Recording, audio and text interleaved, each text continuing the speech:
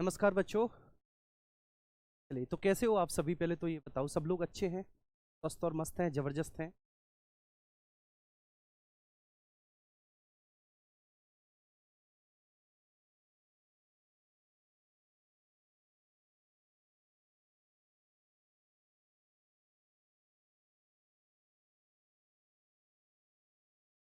Very good afternoon of you, very good afternoon.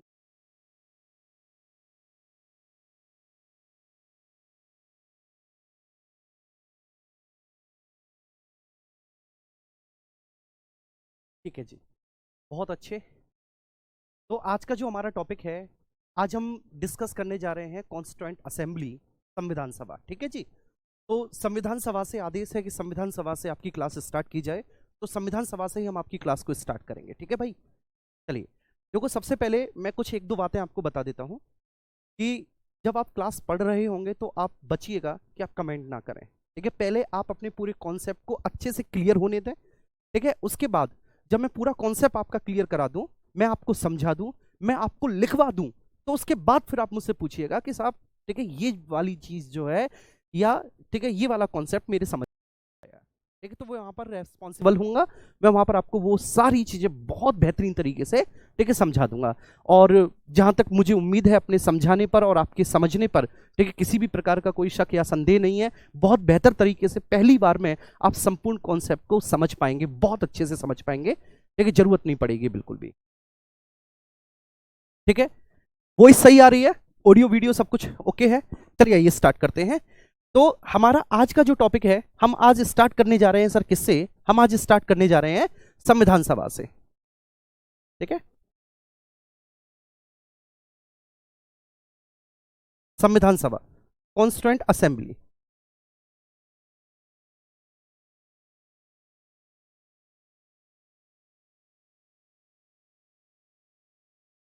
Constituent assembly, ठीक है। मैं लिख देता हूं पहले टॉपिक का नाम, और उसके बाद फिर स्टार्ट करेंगे। ठीक है भाई।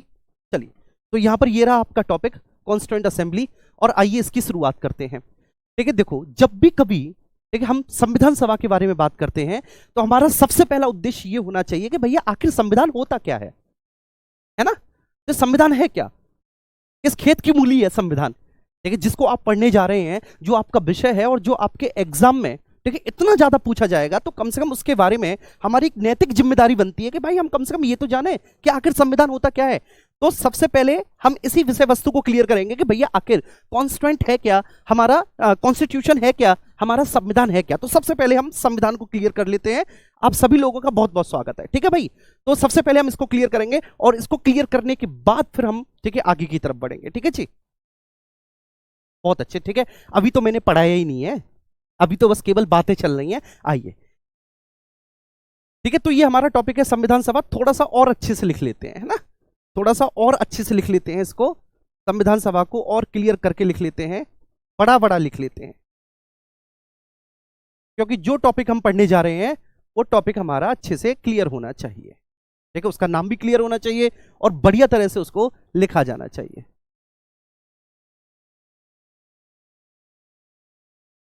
कॉन्स्टिट्यूएंट असेंबली,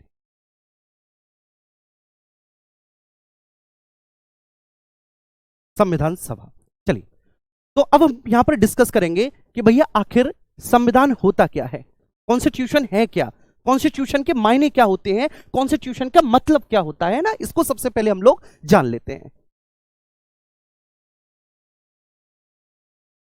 संविधान, कॉन्स्टिट्यूशन, आइए सब लोग समझिए बहुत अच्छे से। देखिए, संविधान, देखिए, एक लीगल डॉक्यूमेंट होता है। क्या होता है? एक कानूनी दस्तावेज होता है संविधान। और उस कानूनी दस्तावेज में, ठीक है, ये सारी बातें लिखी हुई होती हैं कि साहब, ठीक है, उस देश की शासन व्यवस्था का संचालन आखिर किस एक प्रकार की पद्धति के आधार पर होगा। मेरी बात आ रही है समझ में? संविधान क्या है? तो संविधान सर एक लीगल डॉक्यूमेंट है। संविधान एक बृहद दस्तावेज होता है, कानूनी दस्तावेज होता है, ठीक है ना, जिसमें यह लिखा हुआ होता है कि हम किसी भी देश की शासन व्यवस्था का संचालन आखिर कैसे करेंगे, उस देश में किस प्रकार की शासन व्यवस्था को अपनाया गया है। अब यहां पर आपने गौर किया कि एक से दो बार शासन शब्द आया, है ना? शासन शब्द आया ना, और जब शासन शब्द आया तो भैया जी ये शासन क्या होता है, ठीक है, पहले ये बता दीजिए, ठीक है, क्योंकि पहले हमारे ये शासन वाला फंडामेंटल क्लियर हो जाए फिर हम आगे बढ़े। ठीक है, तो पहले हम लिख लेते हैं, यहां तक कोई इशू तो नहीं किसी को, एक बार बता दीजिए, थम्स अप कर दीजिए, क्लियर है, कोई इशू तो नहीं, एक बार कि भाई संविधान क्या है हमारे समझ में आ गया, कि हाँ भाई समझ में अब हमारे आ गया है सर, अब आप लिख दो, ठीक है, एक बार बोल दो थम्स अप करके, है ना, सब लोग एक बार बोल दो, कुलदीप, प्रशांत, गौतम, मनोज, विजय सेन, गौतम, संजय कुमार, पिंटू चौधरी, एक बार बोल दो कि हाँ सर इसको लिख दो, ठीक है, कि है क्या संविधान, फिर उसके बाद आगे चलेंगे। ओके ओके,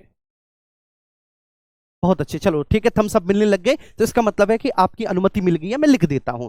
तो भैया संविधान क्या है, संविधान एक बृहद कानूनी दस्तावेज होता है, कानूनी दस्तावेज होता है, ठीक है, मतलब ह्यूज कॉम्प्रिहेंसिव लीगल डॉक्यूमेंट होता है। बृहद कानूनी दस्तावेज का मतलब क्या हुआ सर, तो बृहद कानूनी दस्तावेज का मतलब हुआ कि सर ये ह्यूज कॉम्प्रिहेंसिव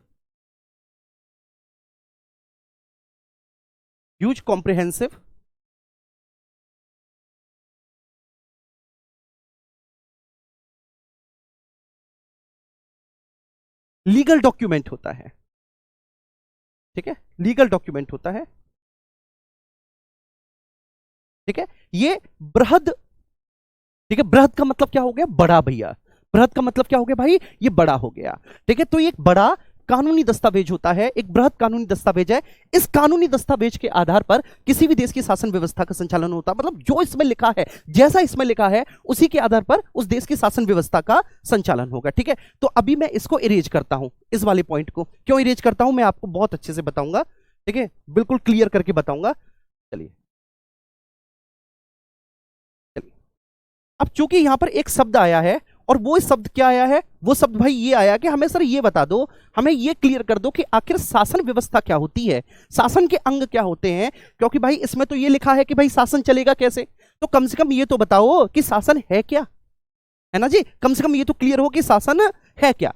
तो देखो सबसे पहले हम लोग फोकस करेंगे शासन पर, ठीक है, शासन, या इसको हम लोग बोल देते हैं, ठीक है, आमतौर पर सरकार, और अंग्रेजी में हम इसी को बोलते हैं भैया जी क्या, अंग्रेजी में हम इसी को बोलते हैं गवर्नमेंट। बात समझ में आ रही है, चलिए, तो अंग्रेजी में हम इसी को क्या बोलेंगे, अंग्रेजी में हम इसी को बोलेंगे भाई गवर्नमेंट।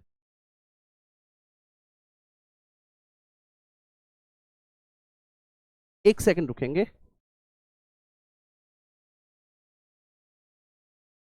गवर्नमेंट बोल, बहुत अच्छे से, ठीक है, ये बात क्लियर हुई। तो देखो, ठीक है, मैं बात आपको बताता हूं कि जो शासन होता है ना, शासन के 3 अंग होते हैं। आप किसी भी पुरानी से पुरानी, ठीक है, शासन व्यवस्था को देखो, उस पुरानी से पुरानी प्राचीन व्यवस्था में शासन के 3 अंग किसी ना किसी रूप में जरूर मौजूद रहे होंगे। अब आप पूछेंगे कि सर वह शासन के 3 अंग हैं कौन कौन से, आखिर वह सरकार के 3 अंग हैं कौन कौन से जो प्राचीन से प्राचीन प्रत्येक प्रकार की शासन प्रणाली में उपस्थित रहे होंगे, तो भैया जी वो 3 अंग आपके होते हैं, ठीक है। सबसे पहला होता है आपका लेजिस्लेचर, ठीक है, तो सबसे पहला अंग कौन सा है, सबसे पहला अंग होता है आपका विधायिका, विधायिका, ठीक है, जिसको हम लोग बोलते हैं लेजिस्लेचर, लेजिस्लेचर, विधायिका, ठीक है। अब ये जो शासन का ये वाला अंग है ना विधायिका, इसका काम होता है कि साहब ये कानूनों का निर्माण करेगा, ठीक है। तो शासन के इस वाले अंग का काम क्या है, तो भैया ये वाला जो बेसिकली पर्टिकुलर ऑर्गन है ये क्या करता है, ये भैया जी कानूनों का निर्माण करता है। तो आप कह सकते हैं ये लॉ मेकिंग ऑर्गेनाइजेशन है, मतलब ये कानूनों का निर्माण करने वाली संस्था है विधायिका। अब दूसरा जो अंग होता है शासन का, ठीक है, बड़ा जरूरी अंग होता है ये वाला, जिसको आप लोग बोलते हो या हम लोग बोलते हैं सर कि ये है आपकी कार्यपालिका, क्या है, कार्यपालिका, ठीक है, दूसरा वाला अंग। अब ये जो कार्यपालिका है ना, इसको हम लोग अंग्रेजी में बोलते हैं एग्जीक्यूटिव, कार्यपालिका, एग्जीक्यूटिव, ठीक है। इसका काम ये होता है कि साहब इसने जो कानून बना दिए हैं, इसने जिन कानूनों का निर्माण कर दिया है, ये वाला अंग जो है उन कानूनों को लागू करवाएगा या उनके आधार पर शासन करेगा। बात समझ में आ रही है, यहां तक कोई दिक्कत तो नहीं हो रही, बहुत अच्छे से, ठीक है। और जो तीसरा वाला अंग होता है, ठीक है, वो होता है आपका न्यायपालिका। न्यायपालिका जिसको आप लोग कहते हो जुडिशरी।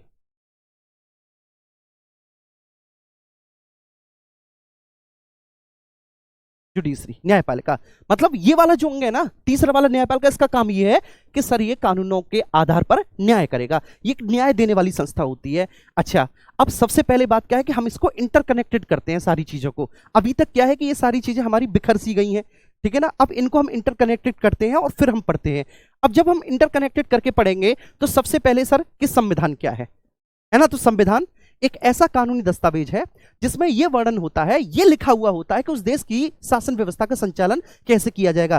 केवल इतना ही नहीं होता, बात समझ में आ रही है? ये बात आप मत सोचना कि केवल इतना ही होता है, बस संविधान का काम यह है कि भाई ये बता दे कि शासन व्यवस्था चलेगी कैसे। नहीं, देखिए इसमें और भी बहुत सारे एलिमेंट्स होते हैं, अवयव होते हैं, हम उनको भी देखेंगे। तो अब हम यहां पे लिख देते हैं कि संविधान क्या है। अब हम लिखेंगे कि संविधान सर एक बृहद कानूनी दस्तावेज है,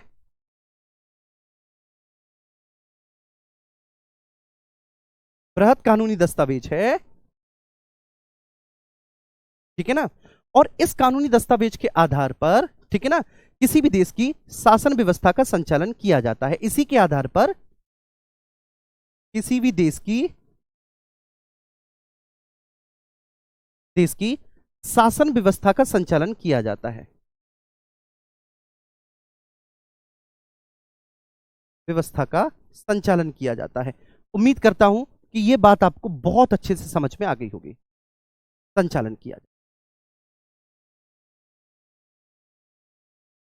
जाता है, बस ठीक है भाई।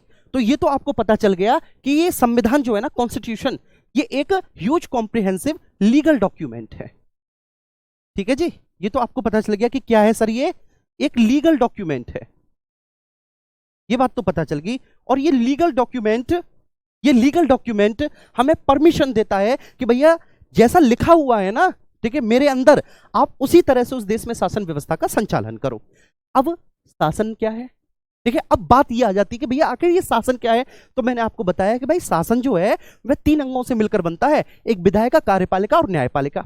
अब ये जो विधायिका है, ठीक है, विधायिका बेसिकली क्या है, तो साहब ये है कानूनों का निर्माण करने वाली संस्था। बस आप आराम से समझते चले जाना, मैं लिखता हुआ चला जाऊंगा, ठीक है। तो साहब ये विधायिका क्या है, तो साहब विधायिका का काम ये होता है कि भाई मैं कानूनों का निर्माण करूंगी। विधायिका ने बिल्कुल क्लियर बोल दिया कि साहब मेरा काम क्या है, मेरा काम है कि मैं कानूनों का निर्माण करने वाली संस्था हूं। मैं कानूनों के निर्माण करने के अलावा और कुछ नहीं करूंगी, और किसी भी विषय पर मैं अपनी आंख बंद कर लूंगी, बात खत्म। मेरी बात समझ में आ रही है? तो विधायिका क्या है सर, ये कानूनों का निर्माण करने वाली संस्था है, निर्माण करने वाली संस्था, करने वाली संस्था वाली संस्था। अब सबसे इंटरेस्टिंग पॉइंट क्या है, बस देखो मैं एक एक चीज आपको समझाता हुआ चला जाऊंगा, मेरे साथ आप जुड़ते चले जाना। जैसे जैसे आप मेरे साथ जुड़ोगे, जितना जितना आप मेरे साथ थोड़ा सा पुराने होते चले जाओगे, उतना बेहतर तरीके से आपको समझ में आता चला जाएगा, ठीक है ना। अभी आप बिल्कुल भी किसी भी बात का चयन या चुनाव मत करना। अभी आप अपने दिमाग के अंदर किसी भी तरह के, ठीक है, किसी भी, ठीक है, गलत परसेप्शन को मत पालना। अभी पहले समझ लेना, जब लेक्चर खत्म हो तब मैं फिर आपसे पूछूंगा कि आज का लेक्चर आपको कैसा लगा और कौन कौन सी नई चीजें आपकी क्लियर हुई, कौन कौन से नए कॉन्सेप्ट। पहली क्लास पूरी कॉन्सेप्चुअल क्लास है, ठीक है। कोशिश ये करूंगा कि जिस क्लास में जितने से ज्यादा आपके कॉन्सेप्ट क्लियर हो सकते हो, उतने मैं कॉन्सेप्ट क्लियर कराऊंगा, मजबूत कराऊंगा, ठीक है। तो ये कानूनों का निर्माण करने वाली संस्था है, ठीक है। अब देखिए भारत के बारे में बोला जाता है कि सब भारत में द्विस्तरीय शासन प्रणाली है। मेरे प्यारे बाबू बोलो, भारत में क्या बोला जाता है कि सब भारत में द्विस्तरीय शासन प्रणाली है। द्विस्तरीय शासन प्रणाली का मतलब यह है कि सर हमारे भारत में विधायिका, कार्यपालिका 2 स्तर पे होंगी, है ना। यही तो मतलब हुआ कि सब विधायिका और कार्यपालिका भारत में, ठीक है, 2 स्तर पे होंगी। अब जब द्विस्तरीय शासन प्रणाली है तो भाई विधायिका भी 2 स्तर पे होगी, और अगर विधायिका 2 स्तर पे होगी मेरे प्यारे बच्चे, तो वो 2 स्तर कौन कौन से हैं? तो एक स्तर हो गया आपका केंद्र का, कि भाई केंद्र के स्तर पर भी है विधायिका, और दूसरा स्तर हो गया भैया जी आपका प्रांतों का, कि भाई प्रांतों के स्तर पर भी है विधायिका। आप बताइए, है ना, प्रांतों के स्तर पर भी है, केंद्र के स्तर पर भी है।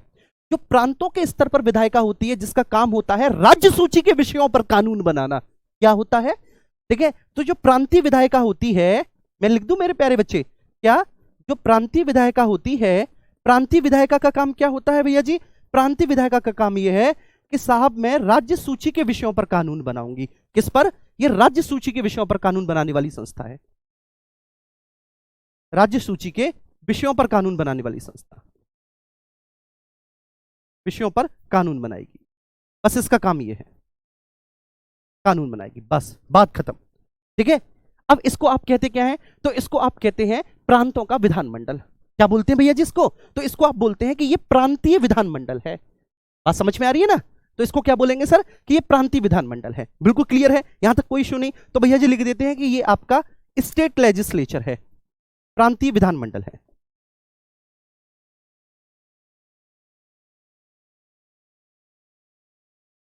ये स्टेट लेजिस्लेचर है, ये प्रांतीय विधानमंडल है। उम्मीद करता हूं कि बात आपको बहुत अच्छे से समझ में आ गई होगी कि सर ये स्टेट लेजिस्लेचर है, ये प्रांतीय विधानमंडल है। अब आ जाते हैं केंद्र पर। ठीक है, अब जो केंद्र वाली विधायिका है इसका काम क्या होगा सर? तो केंद्र वाली विधायिका को हम बोलते हैं कि साहब ये हो गई आपकी, ठीक है, संघीय विधायिका। और इसी संघीय विधायिका को हम लोग संसद के नाम से जानते हैं। अभी आपको पता है कि आज वो ऐतिहासिक दिन है जिस दिन हम ये लेक्चर ले रहे हैं कि आज आपकी जो संसद है वो एक नए भवन में शिफ्ट होने जा रही है। कुल मिलाकर ठीक है, भारत के इंडिपेंडेंस मूवमेंट की साक्षी रही वो हमारी बिल्डिंग जिसमें संविधान सभा की पहली बैठक हुई थी, वो आज किसी दूसरे भवन में शिफ्ट होने जा रही है, किसी दूसरे भवन में वो शिफ्ट हो जाएगी। क्लियर है? अब ये वाली जो केंद्र की विधानमंडल है या केंद्र की जो विधायिका है इसको हम कहेंगे संसद। अब इस संसद का काम क्या होगा साहब? तो इस संसद का बड़ा सिंपल सा काम है कि साहब संसद क्या करेगी? ये संघ सूची के विषयों पर, जो यूनियन लिस्ट के विषय होते हैं, ये संघ सूची के विषयों पर कानून बनाएगी। बाकी का मैं सूची वगैरह भी आपको बहुत अच्छे से बताऊंगा। ठीक है जी? तो ये क्या है सर? ये संघ सूची के विषयों पर कानून बनाने वाली संस्था है, संघ सूची के विषयों पर कानून बनाने वाली संस्था, विषयों पर कानून बनाने वाली संस्था।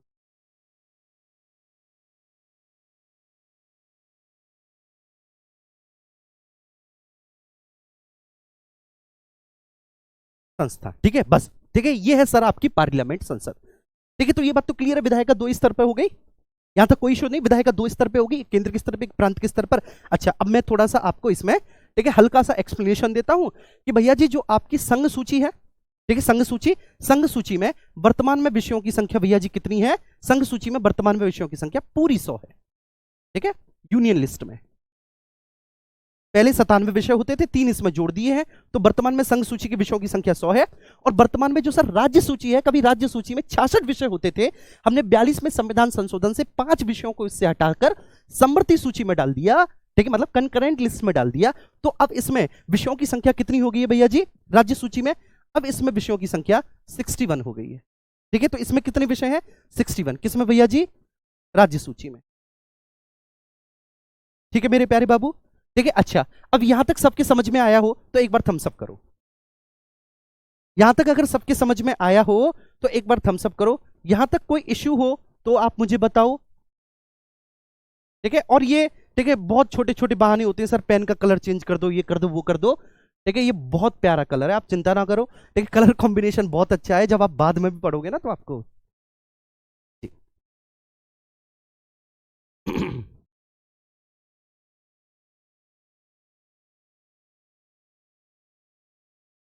नहीं, मैं बिल्कुल शुरुआत से पढ़ा रहा हूं, आप चिंता ना करें। Okay sir, okay okay okay.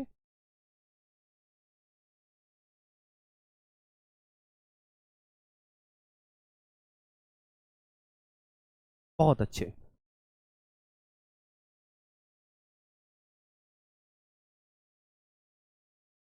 चलिए जी, बहुत अच्छे। ठीक है ना? हाँ बिल्कुल शुरुआत है। अच्छा, अब इसके बाद सर हम दूसरी संस्था पे आते हैं। हमारी दूसरी संस्था कौन सी है? हमारी दूसरी संस्था है एग्जीक्यूटिव कार्यपालिका। ठीक है, अब कार्यपालिका को हम यहां नहीं लिख सकते, तो हम थोड़ा सा आगे बढ़ते हैं और थोड़ा सा आगे बढ़ने के क्रम में हम यहां पर कार्यपालिका को समझते हैं। ठीक है, तो हमारी जो दूसरी संस्था है, हमारी दूसरी संस्था सर कौन सी है? कार्यपालिका, कार्यपालिका। ठीक है, जिसको हम कह देते हैं कि सर ये है एग्जीक्यूटिव, एग्जीक्यूटिव कार्यपालिका। और इसका काम क्या है कार्यपालिका का? कि सर इसका काम ही होता है कि ये कानूनों के आधार पर शासन करती है, कानूनों को लागू करवाती है। बात समझ में आ रही है? जैसे मैं एक एग्जांपल देता हूं, देखिए मैं एक एग्जांपल देता हूं कि आपके घर में, ठीक है, 5 सदस्य हैं, 5 सदस्य हैं, आपकी मम्मी, आपके पापा, ठीक है, और आप 2 भाई और 1 बहन। मेरी बात समझ में आ रही है? 5 सदस्य आपके घर में, मम्मी पापा, 2 भाई है, आप 1 बहन है, ठीक है। तो मम्मी जी का काम क्या है?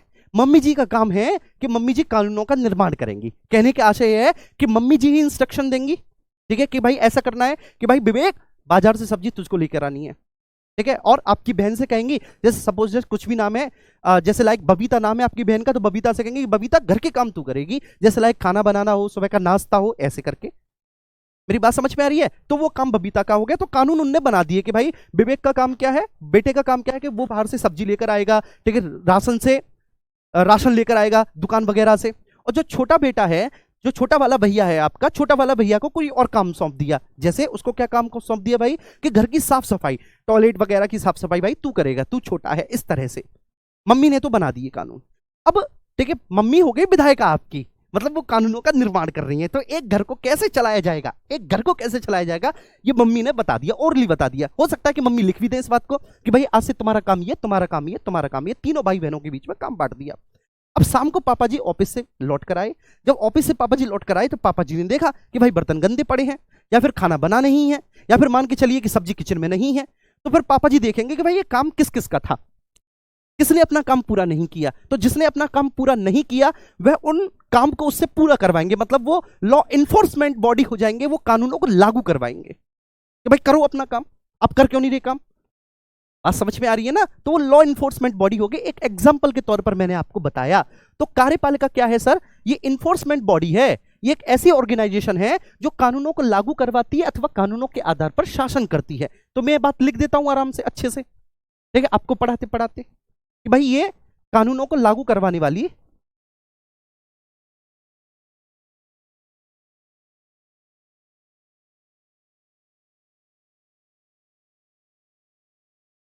करने वाली अथवा कानूनों के आधार पर शासन करने वाली संस्था है, अथवा कानूनों के आधार पर शासन करने वाली संस्था है, शासन करने वाली संस्था, करने वाली संस्था। ये बात आपको क्यों समझनी है पहले लेक्चर में, मैं इसको आगे आपको समझाऊंगा, ठीक है सर। तो ये ऑब्लिक हो गया है ना, ये ऑब्लिक हो गया कि सर ये जो है ये लॉ इन्फोर्समेंट बॉडी है, लॉ इन्फोर्समेंट ऑर्गेनाइजेशन है कार्यपालिका। अब कार्यपालिका भी आपकी 2 स्तर पर होगी, ठीक है बाबू, ये भी 2 स्तर पर होगी, क्योंकि हमारे यहां 2 स्तरीय सरकार है, 2 स्तरीय शासन प्रणाली है। तो ये भी 2 स्तर पर होगी, ये भी आपके केंद्र के स्तर पर होगी, और ये भी आपके प्रांत, प्रांत का मतलब होता है मेरे प्यारे बच्चे स्टेट, राज्य, ठीक है, जो केंद्र की घटक इकाइयां होती हैं, ठीक है। अभी वर्तमान में 28 राज्य हैं, तो वो प्रांत कहे जाएंगे संविधान की भाषा में, ठीक है। तो केंद्र और प्रांत, उम्मीद करता हूं बात आपको बहुत अच्छे से समझ में आ गई होगी, यहां तक कोई डाउट या किसी तरह का कोई इश्यू नहीं रहा होगा। तो सर कार्यपालिका भी 2 स्तर पर है, एक केंद्र के स्तर पर और एक प्रांतों के स्तर पर, ठीक है। केंद्र के स्तर पर जो कार्यपालिका है उसको आप संघीय मंत्रिपरिषद कहते हैं, यूनियन काउंसिल्स ऑफ मिनिस्टर कहते हैं। तो केंद्र के स्तर पर जो कार्यपालिका है वह संघीय मंत्रिपरिषद है, बस आप समझते जाना, संघीय मंत्रिपरिषद है, ठीक है जी भैया जी। क्या है? संघीय मंत्रिपरिषद है जो केंद्र के स्तर पर है, ठीक है। इसका काम क्या होगा? इसका काम यह होगा कि संसद के द्वारा बनाए गए कानूनों को लागू करवाना, है ना जी। तो इनका काम क्या होगा? इनका काम यह होगा कि संसद के द्वारा निर्मित कानूनों के आधार, निर्मित कानूनों को क्या करवाना भैया जी? लागू करवाना, संसद के द्वारा निर्मित कानूनों को लागू करवाना, कानूनों को लागू करवाना, लागू करवाना, ये इनका काम है भाई, ठीक है, बहुत अच्छे। और जो आपकी प्रांत की कार्यपालिका है उसको आप कहेंगे क्या भैया जी? उसको आप कहेंगे राज्यों की मंत्रिपरिषद, राज्यों की मंत्रिपरिषद इसको बोलेंगे, देखना, स्टेट काउंसिल्स ऑफ मिनिस्टर बोलेंगे, राज्यों की मंत्रिपरिषद। और इसका काम क्या होगा कि जो भैया जी राज्य का विधानमंडल है, राज्य के विधानमंडल के द्वारा जो कानून बनाए गए हैं, राज्य के विधानमंडल के द्वारा बनाए गए कानूनों को लागू करवाना काम इसका होगा, राज्य विधानमंडल, ठीक है जी। तो जो राज्य का विधानमंडल है, राज्य के विधानमंडल के द्वारा निर्मित कानूनों को लागू करवाना इसका काम होगा। तो मैं लिख देता हूं, ठीक है भाई, राज्य विधानमंडल द्वारा निर्मित कानूनों को लागू करवाना, द्वारा निर्मित कानूनों को लागू करवाना।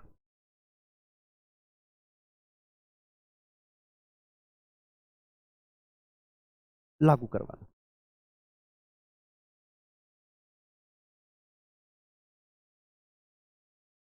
बस उम्मीद करता हूं कि ये बात समझ में आ गई होगी। ठीक है सर, चलिए अब मैं आपको बता देता हूं। ठीक है, ये एग्जीक्यूटिव है। ठीक है, ये एग्जीक्यूटिव है। एग्जीक्यूटिव क्या है सर? तो एग्जीक्यूटिव एक लॉ इन्फोर्समेंट ऑर्गेनाइजेशन है। ठीक है, इंग्लिश में अब आप समझ लो सब लोग बहुत अच्छे से, सारे बच्चे। तो ये क्या है सर? एक लॉ इन्फोर्समेंट ऑर्गेनाइजेशन है।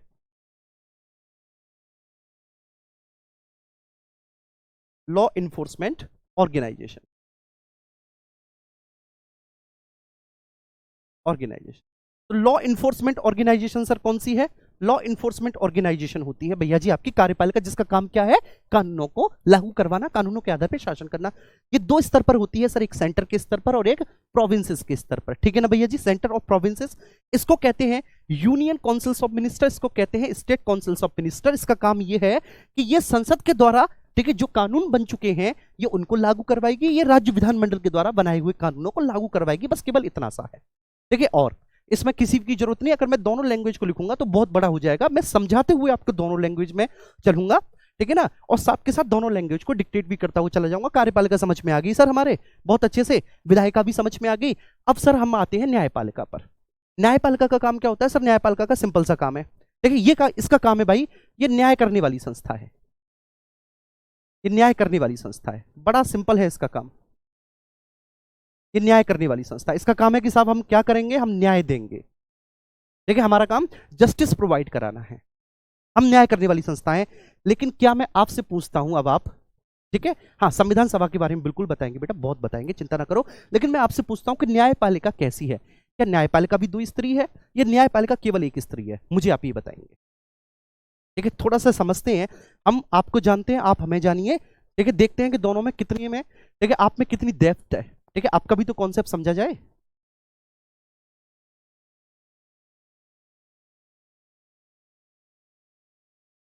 हाँ, मनीष मौर्य, शिवम, ठीक है, अमन नागर। अमन मैंने बता दिया बेटा, प्रांत का मतलब होता है जो आपकी संघ की घटक इकाइयां होती हैं।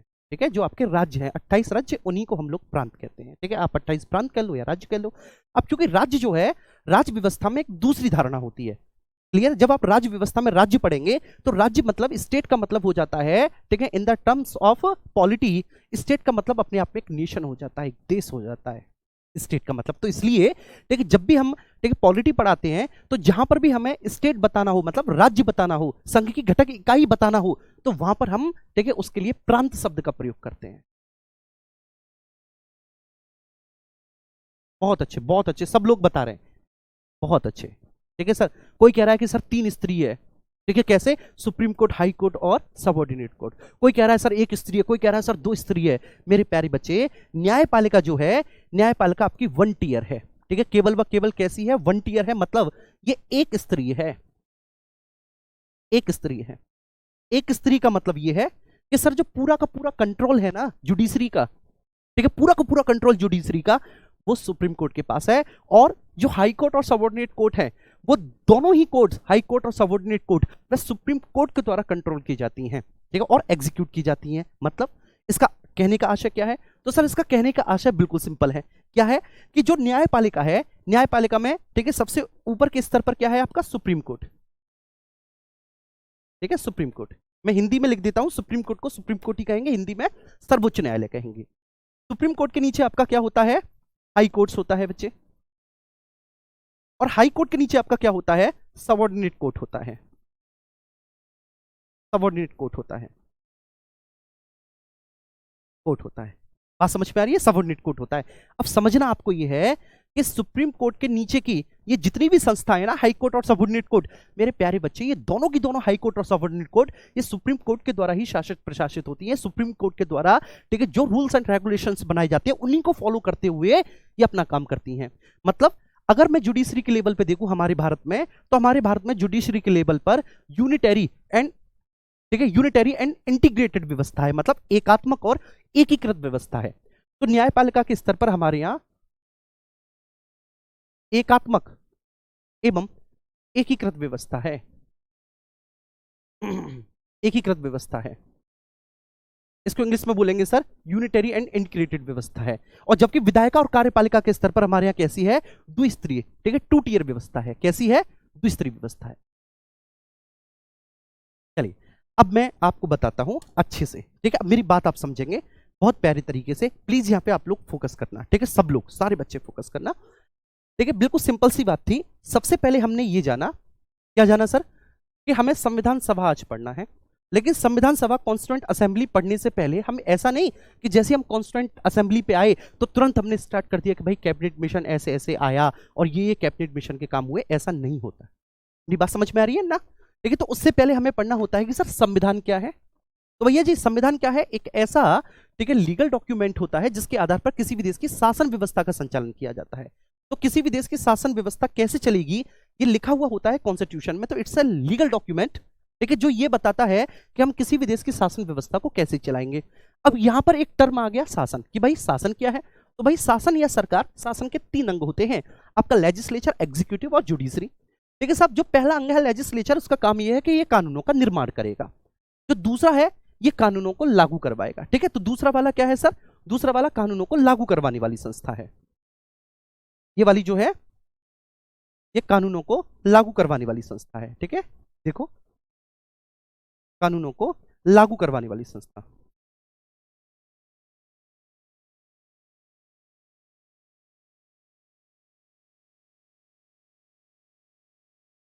ये वाली, ठीक है, कार्यपालिका। और जो तीसरी वाली है जुडिशरी, न्यायपालिका, वो कानूनों के आधार पर न्याय देने वाली संस्था है। ठीक है जी, ये क्या है, कानूनों के आधार पर न्याय करने वाली, न्याय देने वाली संस्था जुडिशरी होगी। बस इतनी सी बात है। अगर आप इसको एक्सप्लेन करना चाहो तो भैया जी, जो केंद्र के स्तर पर होती है, ठीक है, जो केंद्रीय विधायिका होती है, जिसको आप संसद कहते हैं, ये संघ सूची के विषयों पर कानून बनाती है। 100 विषय है संघ सूची। ये वाली जो होती है प्रांतीय विधायिका, ये राज्य सूची के विषयों पर कानून बनाती है। इसमें 61 विषय है राज्य सूची। ठीक है, कार्यपालिका जो है आपका, यहाँ पर कार्यपालिका बताया भैया मैंने, ये केंद्र और प्रांत दोनों के स्तर पर होती है। आर्टिकल 74 जो है उसमें संघीय मंत्रिपरिषद के बारे में बहुत अच्छे से एक्सप्लेन किया हुआ है। और जो भैया जी प्रांतों की मंत्रिपरिषद है उसके बारे में, उसमें आर्टिकल 163 में है। तो इतना नहीं, बस कुल मिलाकर अभी हमें ये समझना था 3 चीजें कि कार्यपालिका क्या है, विधायिका क्या है, न्यायपालिका क्या है। अब देखो, मैं आपको एक बात बताता हूं। देखिए, सबसे पहले आप यूपीएसआई के स्टूडेंट्स हैं, यूपीएसआई के एस्पिरेंट हैं, आपको अपने मस्तिष्क के आयामों को थोड़ा बड़ा करना पड़ेगा। बात समझ में आ रही है? थोड़ा सा अपना सोचने का, ठीक है, समझने का, कॉन्सेंट्रेट करने का तरीका बढ़ाना पड़ेगा। ठीक है, ये मैंने आपको समझा दिया, और ये मैंने इतने इजी लैंग्वेज में आपको समझा दिया, इतनी इजी में समझा दिया कि अब मुझे नहीं लगता कि, ठीक है, आपको फिर से कभी ये ऐसा लेक्चर देखने की जरूरत पड़ेगी। आपके बहुत अच्छे से समझ में आ चुका हो। ठीक है, लेकिन एक और बात आपको क्लियर करनी है सब लोगों को, वो क्या, कि भैया हमें पढ़ना है।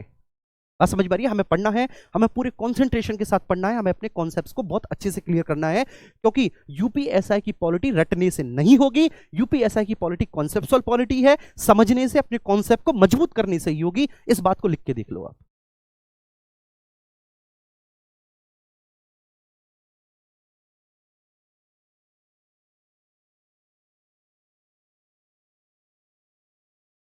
कोई बात नहीं, ठीक है, जैसे जैसे आप आगे बढ़ेंगे ना, आपको सब कुछ अच्छे से समझ में आता है। क्लियर है? अच्छा, अब थोड़ा सा हम आगे बढ़ते हैं। ठीक है, ये हमने समझ लिया। अब इसको समझने के बाद हम आगे बढ़ते हैं। समझने के बाद जब हम आगे बढ़ेंगे तो हम सबसे पहले यहां पर बात करेंगे संविधान सभा की, कॉन्स्टिट्यूएंट असेंबली की बात करेंगे। आइए,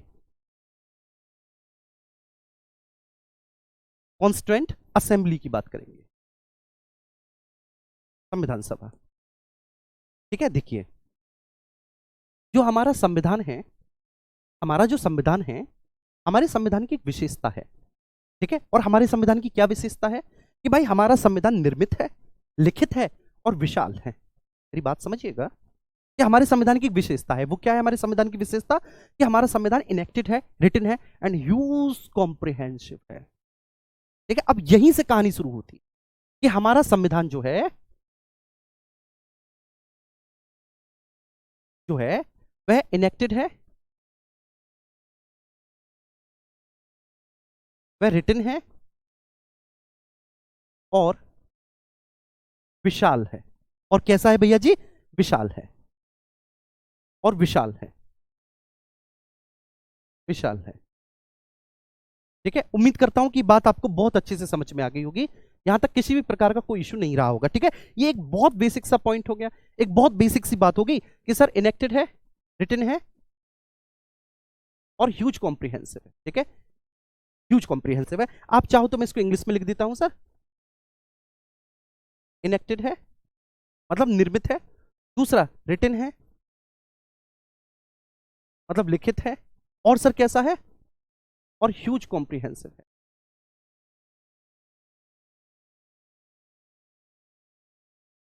ह्यूज कॉम्प्रिहेंसिव। ठीक है, ये बात ध्यान रखना। तो निर्मित, लिखित और विशाल संविधान है हमारा। अब बात यहां आती है सर सबसे बड़ी कि आखिर जो हमारा संविधान है वो निर्मित कैसे है ना? ये बात आई कि भैया हमारा संविधान निर्मित कैसे है। निर्मित संविधान का मतलब क्या होता है सर? ये बात मेरे समझ में नहीं आई। निर्मित संविधान, तो भैया जी निर्मित संविधान का मतलब है कि एक ऐसा कानूनों का समुच्चय, ठीक है, संविधान क्या सर? ठीक है, कानूनों का संग्रह, कानूनों का समुच्चय। ठीक है, अब देखिए संविधान क्या, कॉन्स्टिट्यूशन क्या? तो सर कॉन्स्टिट्यूशन कानूनों का समुच्चय। It's a set of laws, कानूनों का समुच्चय। ठीक है, या कानूनों का संग्रह, कानूनों का संग्रह। ठीक है जी, जिसके आधार पर देश की शासन व्यवस्था चलती है। अब ये जो हमारा संविधान है, हमारा संविधान भैया जी है कैसा? तो हमारा संविधान है निर्मित। हमारा संविधान है कैसा? हमारा संविधान है निर्मित। इनेक्टेड है हमारा संविधान, निर्मित है हमारा संविधान। ठीक है, इस पे फोकस करना। हमारा संविधान कैसा भैया जी? हमारा संविधान इनेक्टेड है, हमारा संविधान निर्मित है। इसका मतलब क्या हुआ? इसका मतलब ये हुआ कि साहब एक संविधान सभा थी और उस संविधान सभा ने, ठीक है ना, 2 वर्ष 11 महीना 18 दिन लिया और 2 वर्ष 11 महीना 18 दिन लेने के बाद, ठीक है, कानूनों का एक समुच्चय बनाया। ठीक है, अ सेट ऑफ, ठीक है, लॉज बनाया, जिसमें ये लिखा है कि किसी भी देश की शासन व्यवस्था कैसे चलेगी या हमारे देश की शासन व्यवस्था कैसे चलेगी। ठीक है जी, ये बात समझ में आ रही है, बहुत अच्छे से क्लियर हो रही है। ठीक है, तो वो काम किसने किया? संविधान सभा ने किया। अब जब वो काम संविधान सभा ने किया, ठीक है, तो संविधान सभा के गठन का एक इतिहास है। बात समझ में आ रही है? ये तो संविधान सभा है ना, संविधान सभा का क्या है सर? इसकी एक हिस्टोरिकल बैकग्राउंड है, इसकी एक ऐतिहासिक पृष्ठभूमि है, इसको समझेंगे।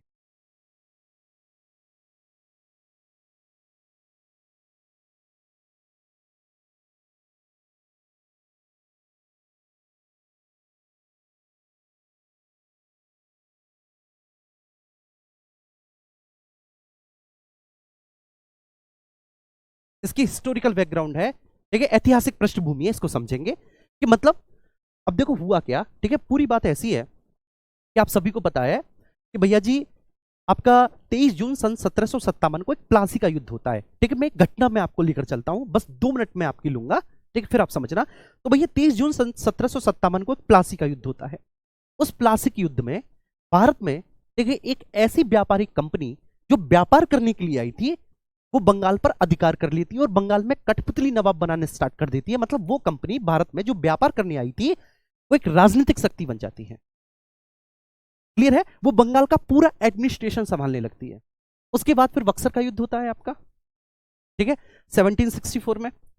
और बक्सर के युद्ध के बाद तो वो कंपनी ऐसा करती है कि after the treaty of Allahabad, Allahabad की संधि के बाद वो बंगाल, बिहार और उड़ीसा में पूरा प्रशासन भी संभाल रही है इन 3 क्षेत्रों में, और साथ ही साथ इन 3 क्षेत्रों से टैक्सेस को भी वसूल रही है, ठीक है, रेवेन्यू को भी वसूल रही है वो कंपनी। बड़ी सिंपल सी बात है, ठीक है। और धीरे धीरे धीरे धीरे वो कंपनी जो है, ब्रिटिश ईस्ट इंडिया कंपनी, वो संपूर्ण भारत के राज्य क्षेत्र पर अधिकार कर लेती और भारत में अपना शासन प्रशासन स्थापित कर लेती।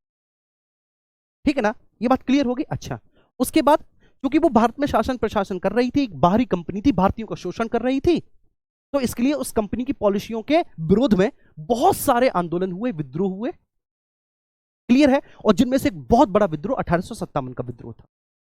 लेकिन 1857 के विद्रोह के बाद ठीक भारत में एक मध्यम शिक्षित वर्ग का उदय होता है। वो मध्यम शिक्षित वर्ग जो इंग्लैंड से पढ़कर आया था और जो डेमोक्रेटिक वैल्यूज को जानता था, लोकतांत्रिक मूल्यों को जानता था।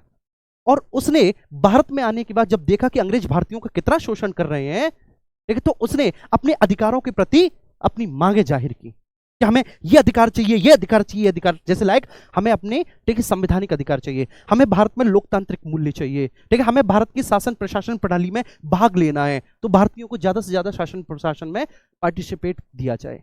तो जब वो अपने अधिकारों की मांग करने लगा ना, तो यहां से स्टार्ट होती है संविधान सभा की मांग। ठीक है, तो इस ऐतिहासिक पृष्ठभूमि में सबसे पहली चीज हम क्या पढ़ने जा रहे हैं? सबसे पहली चीज हम पढ़ने जा रहे हैं डिमांड फॉर कॉन्स्टिट्यूएंट असेंबली, संविधान सभा की मांग।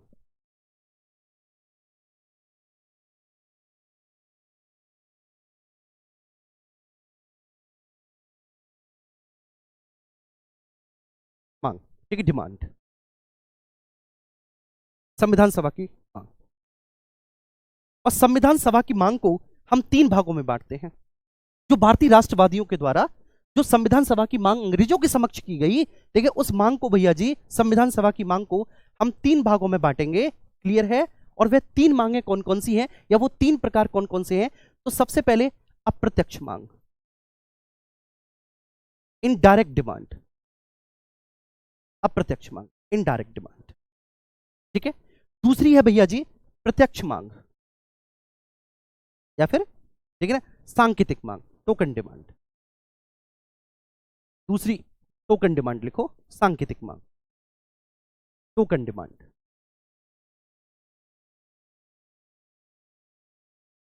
टोकन डिमांड, सांकेतिक मांग। और जो तीसरी है ना, वो भैया जी कौन सी है? प्रत्यक्ष मांग, डायरेक्ट डिमांड,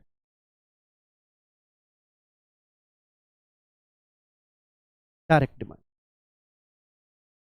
तीसरी वाली। ठीक है, और पहली वाली कौन सी? Indirect demand.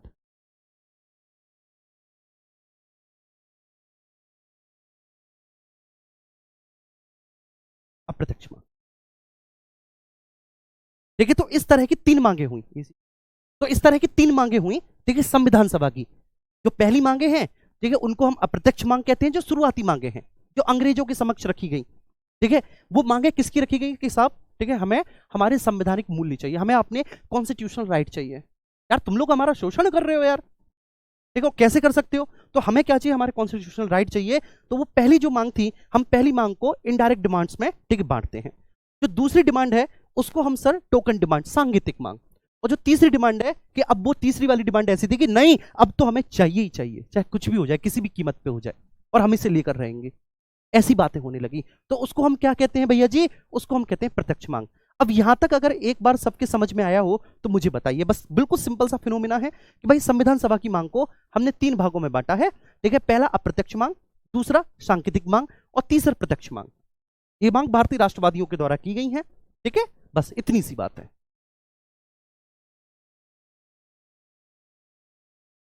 अगर समझ में आया तो एक बार थम्स अप करो। राखी?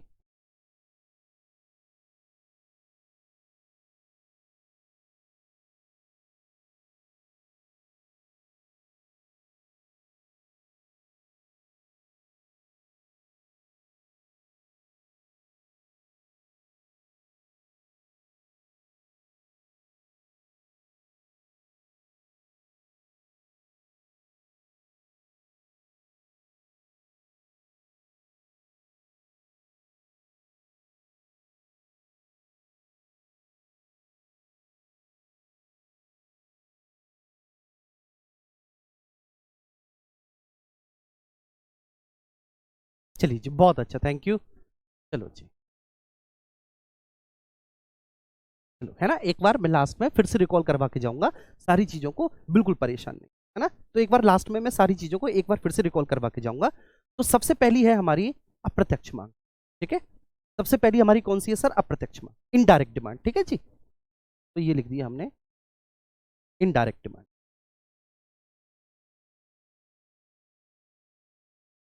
इनडायरेक्ट, अप्रत्यक्ष मांग। बहुत अच्छे से। ठीक है, इस अप्रत्यक्ष मांग में सबसे पहली मांग हम शामिल करेंगे बाल गंगाधर तिलक साहब की, तिलक साहब की। ठीक है, सबसे पहली मांग हम इसमें शामिल करेंगे तिलक साहब की। और दूसरी मांग हम इसमें शामिल करेंगे दादा भाई नौरोजी की। बस अभी मैं ठीक है, थोड़ा शॉर्ट में आपको बता रहा हूं। दूसरी मांग हम इसमें किसमें, दादाभाई नौरोजी की, किसमें सर, अप्रत्यक्ष मांग में। तो बाल गंगाधर तिलक ने कैसी मांगे रखी अंग्रेजों के समक्ष, वो हम देखेंगे, और दादाभाई नौरोजी ने कैसी मांगे रखी वो रखेंगे, देखेंगे। ठीक है, दादाभाई नौरोजी के बारे में आपको मॉडर्न में बहुत अच्छे से पढ़ना होगा। ठीक है, अब इसके बाद दूसरे नंबर पे आते हैं हम भैया जी किसमें, टोकन डिमांड में। ठीक है, जिसको आप कहते हैं सांकेतिक मांग, टोकन डिमांड। ठीक है, टोकन डिमांड, टोकन डिमांड। अभी टोकन डिमांड का मतलब क्या होता है सर, सांकेतिक मांग का क्या मतलब होता है। तो सर सांकेतिक मांग का मतलब बड़ा सिंपल है, बड़ा क्लियर है भाई। सांकेतिक मांग बोले तो कि अब देखिए हम आपसे अप्रत्यक्ष मांग नहीं कर रहे, अब हम संकेतात्मक रूप में आपको बता रहे हैं, आपको ये समझा रहे हैं कि भाई ठीक है ये हमारा अधिकार है कि हमें हमारे संवैधानिक मूल्य मिलने चाहिए, और तुम हम पे कोई एहसान नहीं करोगे। अगर आप हमारे संवैधानिक मूल्यों को बहाल कर दोगे, आप एहसान नहीं करोगे। जैसे सपोज डेट, एक छोटा सा एग्जांपल, ठीक है, मान के चलिए कि आप ऑफलाइन मुझसे पढ़ रहे होते, है ना, मैं आपको पढ़ा रहा होता, मैं बार बार आपको समझा रहा होता, आपकी समझ में नहीं आ रहा होता, है ना, और मैं गुस्से में आकर क्या करता, मैं गुस्से में आकर किसी एक बच्चे को मान के चलिए स्लैप कर देता, ठीक है, थप्पड़ मार देता। बात समझ पा रही है। तो आप उठ के पता क्या कहते, अगर आप पॉलिटिक्स स्टूडेंट होते, कि how dare to slap me, और हिम्मत कैसे हुई कि आपने मुझे थप्पड़ मारा। ये मेरा संवैधानिक अधिकार है कि मेरे समझ में नहीं आया तो मैं बार बार पूछूंगा, बार बार पूछूंगा।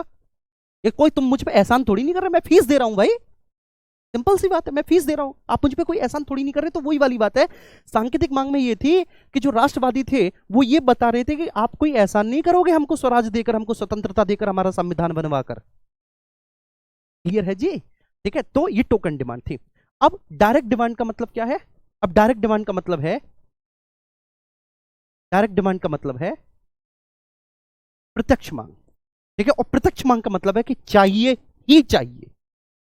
ठीक है, बिल्कुल एक स्वर में बोल दिया कि इससे कम और कुछ नहीं, चाहे कुछ भी हो जाए, इससे कम में और कुछ भी स्वीकार नहीं है। हम पूरा का पूरा स्वराज लेकर रहेंगे, हम पूरी की पूरी स्वतंत्रता लेकर रहेंगे, हम अपना पूरा संविधान लेकर रहेंगे। तो इसको हम प्रत्यक्ष मांग कहते हैं, डायरेक्ट डिमांड कहते हैं। देखो देखिए, हमारा जो कॉन्स्टिट्यूएंट असेंबली है ना, जो हमारी संविधान सभा है, हमारी संविधान सभा भारतीय राष्ट्र आंदोलन के साथ साथ परिपक्व हुई है। जैसे जैसे इंडियन इंडिपेंडेंस मूवमेंट, भारतीय राष्ट्रीय आंदोलन बढ़ रहा है ना, जैसे जैसे भारतीय राष्ट्रीय आंदोलन परिपक्व हो रहा है, जैसे जैसे भारतीय राष्ट्रीय आंदोलन में जो भारतीय राष्ट्रवादी हैं वो अंग्रेजों के समक्ष अपनी संवैधानिक मांगों को बेहतर तरीके से कर रहे हैं, वैसे ही वैसे हमारी कॉन्स्टिट्यूएंट असेंबली, जो मतलब डिमांड फॉर कॉन्स्टिट्यूएंट असेंबली है, जो संविधान सभा की मांग है, वो भी जो है ना मैच्योर होती चली जा रही है, परिपक्व होती चली जा रही है, वो भी वैसे। लेकिन साथ साथ है, जब आप इंडियन इंडिपेंडेंस मूवमेंट को पढ़ोगे ना तब अच्छे से समझ में आएगा। अब एक्चुअली दिक्कत क्या होती है कि बच्चा पढ़ना नहीं चाहता, उसे पहली क्लास में चाहिए क्या, 4 पॉइंट लिखवा दो, याद करवा दो, अरे वाह बहुत बढ़िया टीचर है, मजा आ गया। ठीक है, ये 4 बात यूं, ठीक है, 4 फैक्ट लाया रट के टीचर, 4 फैक्ट बता दिए, बच्चा खुश। ठीक है, समझना नहीं चाहता, सबको चाहिए शॉर्टकट। ठीक है, तो मैं रिपीट करूंगा, बिल्कुल एक बार रिपीट करूंगा। ठीक है जी। अब सांकेतिक मांग में हम किस किस मांग को शामिल करेंगे, अब ये देखिए। तो सांकेतिक मांगों में सबसे पहले एक मांग महात्मा गांधी ने की थी, हम उसको शामिल करेंगे, महात्मा गांधी की मांग को। सांकेतिक मांग में हम दूसरी मांग, देखिए यहां पर एक कॉमनवेल्थ ऑफ इंडिया बिल है, तेज बहादुर सप्रू का, हम उसको शामिल करेंगे। और सांकेतिक मांग में हम तीसरा नेहरू रिपोर्ट, ठीक है, नेहरू रिपोर्ट। अब ये जो नेहरू रिपोर्ट है, ये नेहरू रिपोर्ट आपका समीक्षा अधिकारी में, जो समीक्षा अधिकारी होता है ना, उसके एग्जाम में पूछा गया। ये नेहरू रिपोर्ट आपके यूपीएसआई के एग्जाम में भी पूछी गई है। तो ये इस नेहरू रिपोर्ट से आपके प्रश्न बनते हैं, और बच्चों को पता ही नहीं है कि भैया जी नेहरू रिपोर्ट है क्या, और नेहरू रिपोर्ट में किस तरह से संवैधानिक मांगों, संवैधानिक मूल्यों की मांग की। नहीं पता बच्चे को नेहरू रिपोर्ट में किस तरह से संवैधानिक, लेकिन फिर भी कोई बात नहीं, चलो ठीक है, चल जाता है।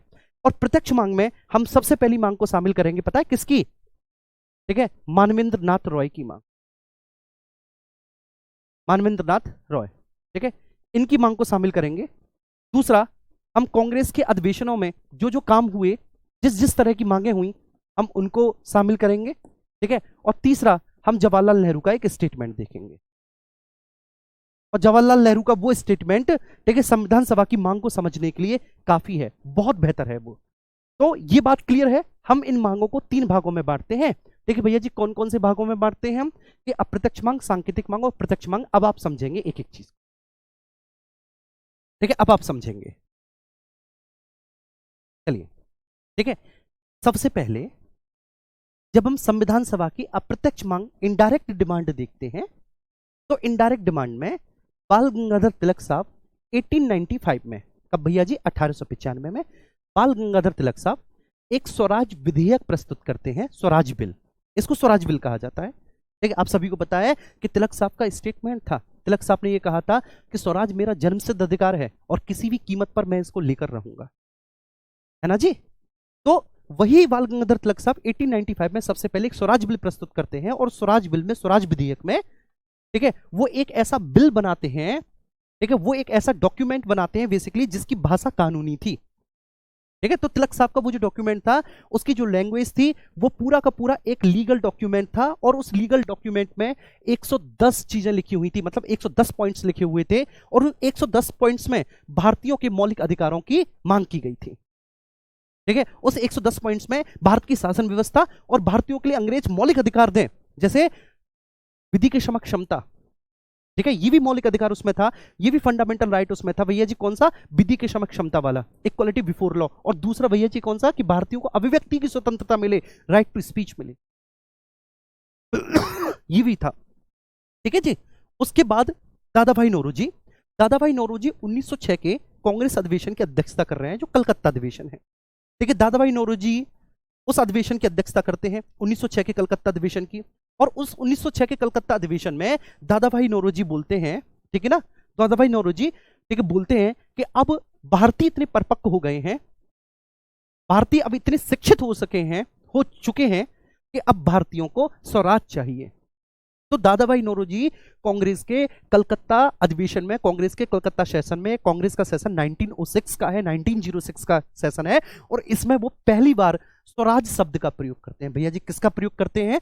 स्वराज शब्द का प्रयोग करते हैं। ठीक है, पहली बार खुद, ठीक है, दादा भाई नौरोजी के मुंह से पहली बार स्वराज शब्द निकला था। और जबकि नौरोजी जो है बेटा, जबकि नौरोजी जो है वो स्वराज नहीं, इससे पहले स्वशासन की वकालत करते रहे थे। तो इससे पहले वो स्वशासन की वकालत करते रहे, वो पहली बार स्वराज की वकालत कर रहे हैं। तो इसके भी अपने मायने हैं। आखिर वो क्या परिस्थितियां थी जिन्होंने, लेकिन नौरोजी को स्वराज की बातों पर ध्यान केंद्रित करवाया कि भाई नौरोजी आप स्वराज की मांग करो। आप किसकी? आप स्वराज की मांग। तो वो हम देखेंगे। उसके बाद टोकन डिमांड्स पे आते हैं।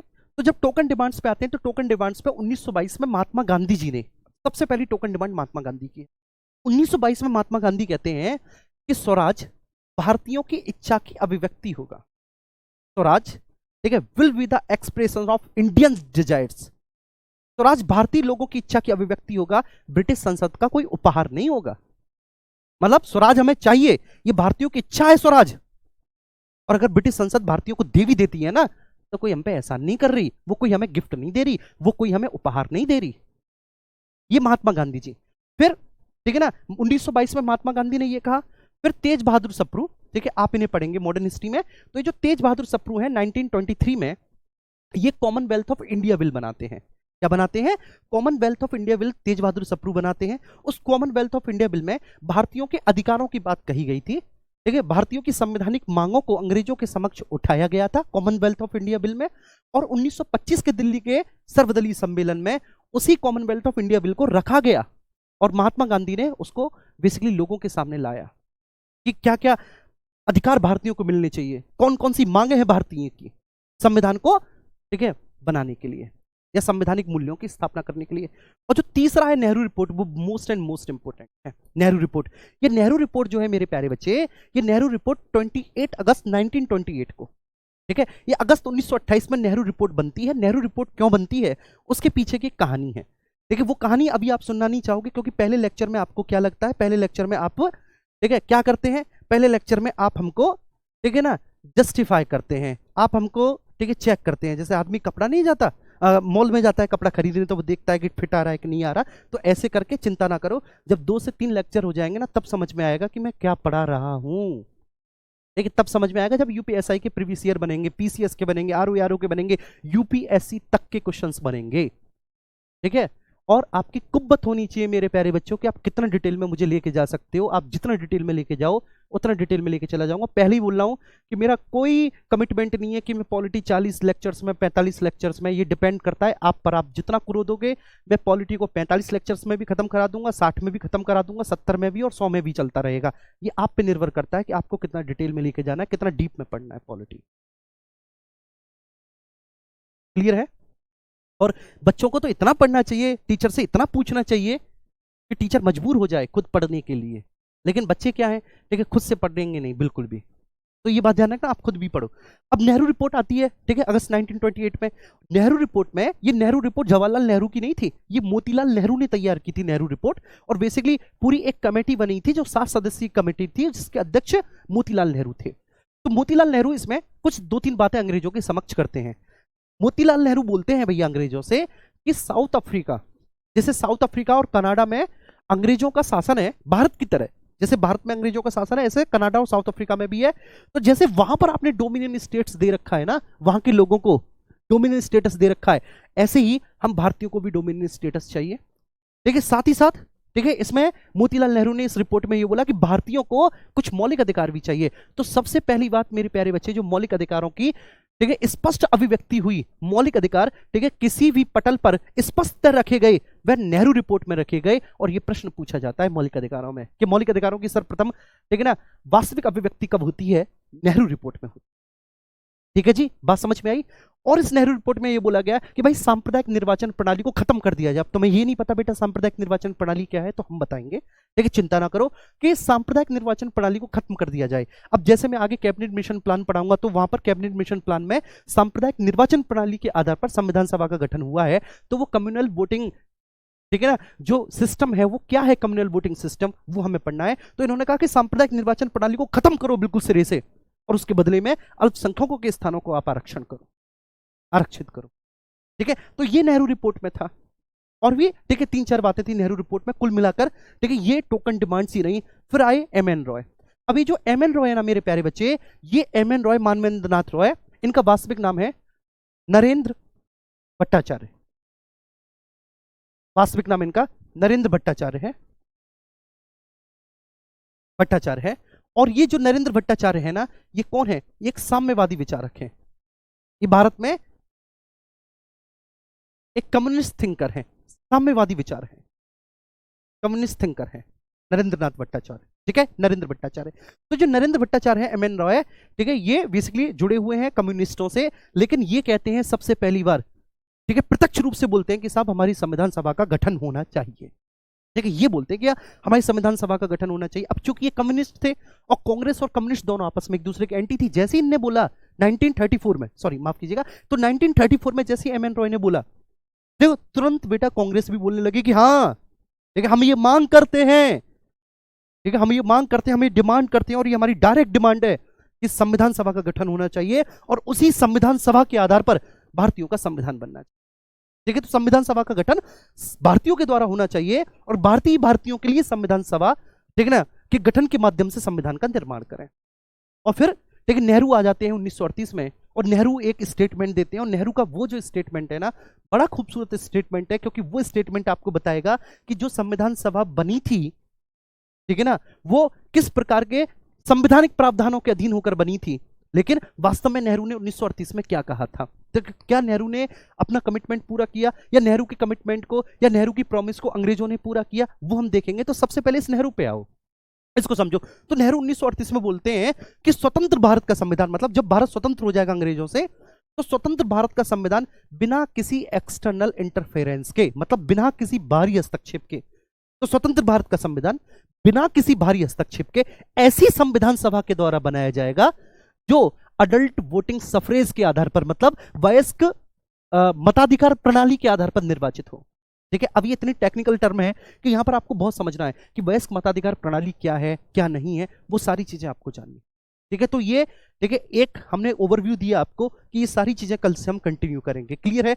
अब अभी हम मांग कर रहे हैं, अभी हम मांग कर रहे हैं, फिर अभी ये मांग हो जाएंगी ना, मांग हो जाने के बाद आगे प्रक्रिया स्टार्ट होगी। और प्रक्रिया कैसे स्टार्ट होगी मेरे प्यारे बच्चे? तो नेहरू रिपोर्ट देख लिया आपने, ठीक है, कांग्रेस का स्टेटमेंट देख लिया, और उसके बाद फिर आपने नेहरू का 1938 का स्टेटमेंट देख लिया कि स्वतंत्र भारत का संविधान बिना किसी बाहरी हस्तक्षेप के ऐसी संविधान सभा के द्वारा निर्मित होगा जो वयस्क मताधिकार के आधार पर निर्वाचित हुई हो।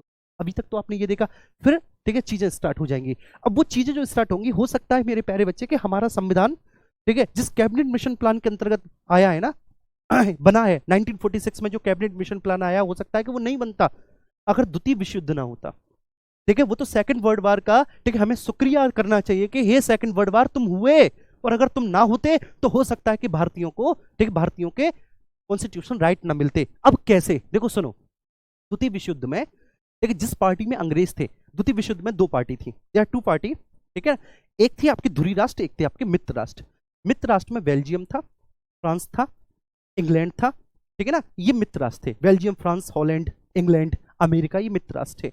और जो धुरी राष्ट्र थे ठीक है उनमें आपका जर्मनी था, उनमें आपका जापान था। अब ये जो धुरी राष्ट्र वाले हैं ना, ये मित्र राष्ट्र वालों की ऐसी तैसी कर रहे हैं बहुत बुरी तरह से।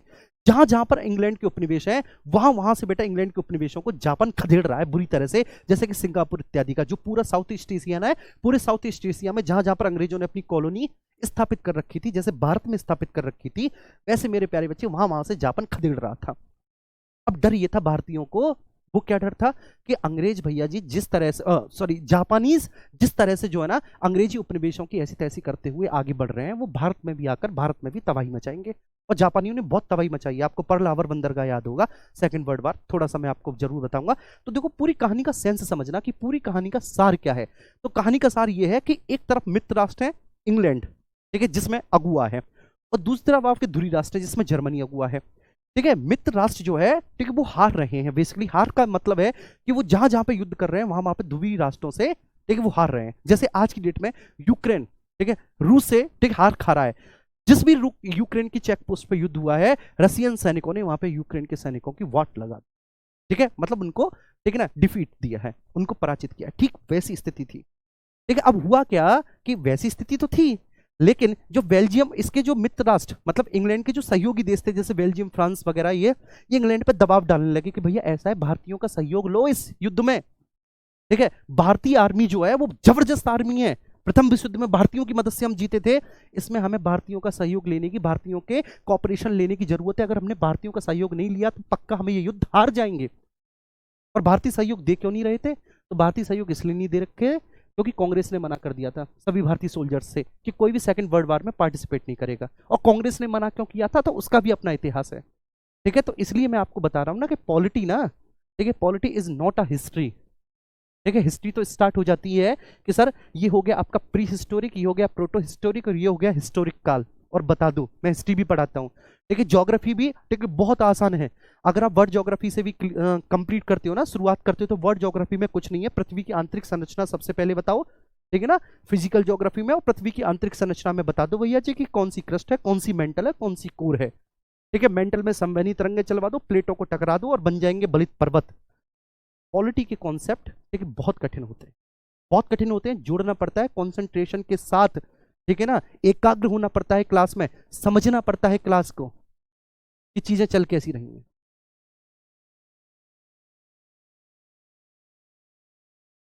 क्लियर है ना? अच्छा अब मैं आगे बढ़ूंगा थोड़ा सा, बस 2 मिनट आगे बढ़ूंगा, इससे ज्यादा नहीं, ठीक है, फिर आपके लेक्चर्स को खत्म करते हैं। तो अब हुआ क्या कि इन्होंने कहा भैया इंग्लैंड से कि सब भारतीयों का सहयोग लो। अब भारतीयों का सहयोग लो, कांग्रेस ने मना कर दिया था भारतीयों से, कांग्रेस के नेताओं ने कि कोई भी भारतीय द्वितीय विश्व युद्ध में शामिल नहीं होगा, और बिना भारतीयों के सहयोग के अंग्रेज जीत नहीं सकते थे। अब यहां से आया भारतीयों को ठीक है रिझाने की एक नीति, ठीक है ना, भारतीयों को बेसिकली ठीक है आप कह सकते हैं कि भारतीयों को रिझाना, भारतीयों को मनाना। और भारतीय मानेंगे केवल किससे? जैसे मान के चलिए किसी की बीवी रूठ गई हो, ठीक है, कि उसके पति ने उसे सोने की अंगूठी ना दिलवाई हो, तो पति जब भी अपनी बीवी से कोई भी काम निकलवाएगा तो बस केवल एक ही बात कहेगा कि चलो मैं तुम्हें सोने की अंगूठी दिलवाऊंगा, प्लीज 2 रोटी एक्स्ट्रा बना दो, ठीक है, आज प्लीज शाम को खाने में पनीर बना दो, मैं तुम्हें सोने की अंगूठी दिलवाऊंगा। मतलब आप उसको भी पता है ना कि भाई इसकी जरूरत क्या है, सोने की अंगूठी, तो वो बार बार उसी का एग्जाम्पल देगा। ऐसे एक बच्चा है, बार बार बच्चा जो है ना अपने पापा से कह रहा है कि पापा मुझे बंदूक दिलवा दो, ठीक है, वो असली वाली नहीं, वैसी वाली दिलवा दो जिसमें ठीक है वो डलते हैं, ठीक है, टुक टुक जो बलून फोड़ने के काम में आती है, पापा मुझे बंदूक दिलवा दो। पापा दिलवा नहीं रहे, बच्चा गुस्सा है। अब बच्चा पापा का कोई काम नहीं कर रहा, पापा ऑफिस जाते हैं तो जूते भी उठा के नहीं लाता, पापा ऑफिस से आते हैं तो पापा का कोई काम नहीं करता, ना पापा का हेलमेट रखता उठा के, कुछ नहीं करता, वो पापा का कोई काम नहीं करता। और भी पापा के बहुत सारे काम होते हैं जो बच्चे करते हैं, वो कोई काम ही नहीं कर रहा, तो पापा क्या करेंगे, उसको आश्वासन देंगे, उसको रिझाएंगे, ठीक है, उससे बेसिकली कमिट करेंगे कि मैं बेटा तुझे बंदूक दिलवाऊंगा, ऐसा कर दे प्लीज, ठीक है ना, मम्मी से कह दे मेरे लिए ब्रेकफास्ट बना। मेरी बात समझ में आ रही है? तो यही तो करते हैं पापा। ठीक वैसे ही अंग्रेजों को पता था कि भारतीयों की दुखती हुई रख क्या है, भारतीयों की दुखती हुई रख है कि भैया हमें हमारे संवैधानिक अधिकार दे दो, हमें हमारे संवैधानिक कॉन्स्टिट्यूशनल राइट दे दो। भारतीय इसी के लिए तो लड़ रहे हैं अंग्रेजों से कि हमें अपने हमारे संवैधानिक अधिकार दो। और ये यात्रा पता है, ये यात्रा मेरे प्यारे बच्चे पता है कब से शुरू हुई है? यात्रा बहुत पहले से शुरू हो गई है, जो भारतीयों ने संवैधानिक अधिकारों की मांग करनी स्टार्ट की है। अगर संविधान सभा की मांग में ये मैं 3-4 पॉइंट लिख रहा हूं ना, ये बहुत अपर्याप्त है, बहुत अपर्याप्त है। देखिए अगर आप मुझे अलाउ करो तब मैं आपको बताऊंगा, अगर आप में वो कुव्वत हो कि हाँ ठीक है हम पढ़ सकते हैं। ये बहुत पहले से स्टार्ट हुई है, नेहरू रिपोर्ट से पहले से स्टार्ट हुई है, एक्चुअली साइमन कमीशन से स्टार्ट हुई है। और साइमन कमीशन आया 1919 के भारत शासन अधिनियम को रिव्यू करने के लिए, वहां से ये स्टार्ट हुई है। तो बस आपको समझना केवल इतना है कि हाँ ठीक है, ठीक है। अब भारतीयों को चाहिए क्या? उनके कॉन्स्टिट्यूशनल राइट, उनके संवैधानिक अधिकार। अब अंग्रेज सबसे पहले लेकर आए, ठीक है, लिलित को उस समय वाइसराय था, तो लिलित को सबसे पहले लेकर आता है अगस्त प्रस्ताव। क्या? अगस्त प्रस्ताव। 8 अगस्त 1940 को अगस्त प्रस्ताव आता है, लिलित को सबसे पहले लेकर आता है। लिलित को कहता है कि भाई भारतीय, भाई ऐसा करो, द्वितीय विश्व युद्ध में, सेकंड वर्ल्ड वॉर में, ठीक है, आप लोग हमारा सहयोग दे दो, बदले में हम आपको आपकी संविधान सभा आपके द्वारा बनाने की इजाजत दे देंगे, या फिर हम ये गारंटी दे देंगे आप अपनी संविधान सभा खुद बनाओगे। लेकिन आप क्या करो, जब तक सेकंड वर्ल्ड वॉर चल रहा है, 1940 की बात है, और सेकंड वर्ल्ड वॉर चला कब है? 39 से 45 तक, और 1940 की बात है, तो 1940 में सबसे पहले ये आता है, ठीक है, लिलितको का प्रस्ताव आता है, ठीक है, जिसको अगस्त प्रस्ताव कहते हैं। और अगस्त प्रस्ताव में लिलितको कहता है कि हे भारतीय, तुम्हें संविधान चाहिए, हम देंगे तुमको संविधान। द्वितीय विश्व युद्ध जैसे खत्म हो जाएगा हम तुम्हारा संविधान बनवाएंगे, लेकिन बदले में, ठीक है, तब तक भारतीयों से कह दो कि वो द्वितीय विश्व युद्ध में शामिल हो जाए, भारतीय सैनिक पार्टिसिपेट कर ले। ठीक है, नहीं मानी कांग्रेस, मना कर दिया, कोई बात नहीं। फिर 2 साल युद्ध लड़े बिना भारतीयों के, और जब 2 साल फिर से बिना भारतीयों के युद्ध लड़े तो समझ में आ गया कि नहीं जीत पाएंगे। फिर क्रिप्स भेजा उनने इंग्लैंड से, जो उस समय, ठीक है ना, बोर्ड ऑफ ट्रेड का सचिव था क्रिप्स, और कैबिनेट मंत्री था उस समय ब्रिटेन की सरकार में। तो क्रिप्स भेजा कि क्रिप्स तू जा, और जाने के बाद भारतीयों से सारे भारतीय नेताओं को इकट्ठा कर और कहे कि हम, ठीक है, ये वादा करते हैं कि जैसे द्वितीय विश्व युद्ध समाप्त होगा, द्वितीय विश्व युद्ध समाप्त हो जाने के बाद हम खुद ये गारंटी देते हैं कि आपका संविधान आप ही बनाओगे, लेकिन तब तक, जब तक ये द्वितीय विश्व युद्ध चल रहा है, तब तक एक भारतीय सैनिकों को बोल दो ना कि प्लीज वो हमारी आर्मी में शामिल हो जाए। भारतीय फिर भी नहीं माने, ना मुस्लिम लीग मानी, ना कांग्रेस मानी। फिर जब द्वितीय विश्व युद्ध समाप्त हो गया और फाइनली जो है ना हिरोशिमा और नागासाकी पर बमबारी करके जैसे तैसे जो है ना बेचारे, लेकिन जापान को इलीगल तरीके से, मैं बोलूंगा कुल मिला के जो भी कुछ हुआ, तब फिर अंग्रेजों ने कैबिनेट मिशन भेजा। अब कैबिनेट मिशन में भी अंग्रेज जिस संविधान सभा का निर्माण कर रहे हैं ना कैबिनेट मिशन पे, अब अंग्रेजों का वो वाला है हिसाब, पता है कौन सा वाला हिसाब है? जैसे आपने एक देखा होगा कि माफ कीजिएगा लेकिन ऐसे उदाहरण देने पड़ते हैं आप लोगों को, क्योंकि आप लोगों को चाहिए भी यही। ठीक है, तो आपने देखा होगा मेरे प्यारे बच्चे कि होता क्या है कि जैसे मान के चलिए कि कोई प्रेमी और प्रेमिका है, प्रेमिका की शादी किसी और जगह हो रही है, लेकिन प्रेमिका वादा ये करती है या दावा ये करती है कि मैं आपसे बहुत प्यार करती हूँ, है ना, और जब प्यार करती थी या फिर जब रिलेशन में थी तो वो जीने मरने की बातें करते थे कि अगर मेरी शादी तुमसे नहीं हुई तो मैं मर जाऊंगी, जहर खा लूंगी। लेकिन अब घर वालों ने कहीं और शादी फिक्स कर दी, तो घर वालों ने जब कहीं और शादी फिक्स कर दी ना, तो वो जा रही है शादी करके, वो किसी दूसरे के घर में जाएगी और उसको छोड़ेगी प्रेमी को, लेकिन फिर भी वो क्या करेगी कि बाबू मैं तुम्हें भुला नहीं पाऊंगी। अंग्रेजों का भी वही वाला हिसाब है। अंग्रेजों को पता है कि भैया जी अब यूएन बन चुका है, सोवियत संघ बन चुका है, और अगर सोवियत संघ बन चुका है तो सारे के सारे उपनिवेश हमको खाली करने पड़ेंगे, लेकिन फिर भी भारतीयों पर एहसान थोप के जा रहे हैं कि देखो तुम्हारी संविधान सभा हमने बनवाई, तुमने हमें, ठीक है ना, तुमने हमारा सहयोग नहीं किया, तुमने अपने सैनिक हमें नहीं दिए, लेकिन उसके बावजूद भी देखो हम कितने अच्छे हैं कि हम तुम्हारी संविधान सभा बनवा के जा रहे हैं। ये कैबिनेट मिशन। ठीक है मेरे प्यारे बच्चे, आई बात समझ में? कल से स्टार्ट करते हैं। ठीक है, थैंक यू, थैंक यू।